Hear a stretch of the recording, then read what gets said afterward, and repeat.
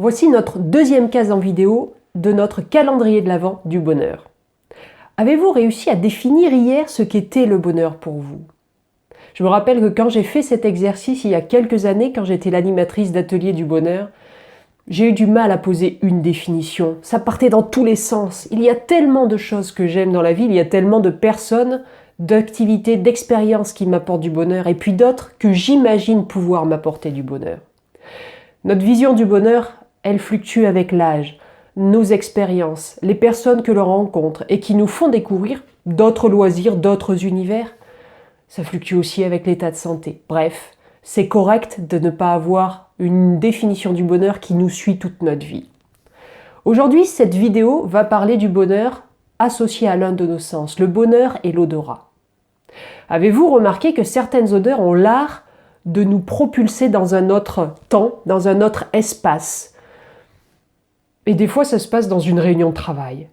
Il suffit que quelqu'un porte le parfum de votre mère, ou l'après-rasage de votre meilleur ami, ou tout simplement une boîte de chocolat, et vous voilà enfant, au pied de la cheminée, un soir de Noël.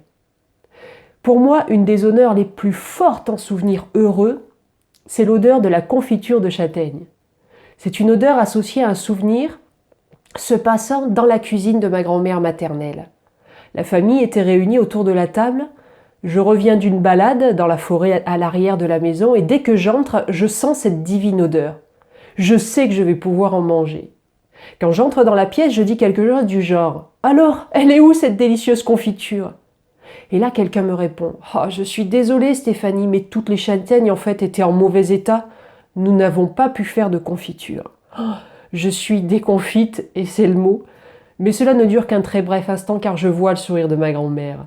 Elle soulève le couvercle du grand faitout et l'odeur de la confiture vient jusqu'à mon nez. Ils viennent de la faire. C'est un bonheur sans nom pour moi, autant grâce au sourire de ma grand-mère que grâce à sa confiture. Quand j'ai préparé cette vidéo, j'ai ressenti tout cela et les larmes de bonheur me sont venues aux yeux. Je n'ai plus ma grand-mère, mais j'ai la chance d'avoir des oncles et des tantes qui nous font parvenir régulièrement de la confiture de châtaigne. Enfin, ils la font surtout parvenir à ma fille.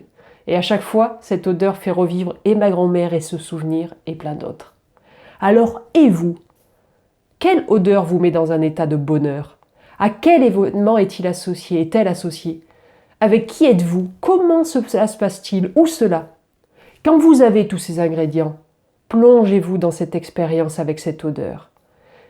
Et vous avez le droit de noter dans votre carnet toutes les odeurs qui vous rendent heureux. Et allez les sentir de temps en temps, pas qu'aujourd'hui. Je vous souhaite une très belle journée, remplie de bonheur avec des odeurs, et je vous dis à demain pour la prochaine capsule du calendrier de l'Avent du bonheur. Et si vous aimez ces vidéos, n'hésitez pas à les faire circuler, vous connaissez tous les moyens possibles pour le faire. À demain.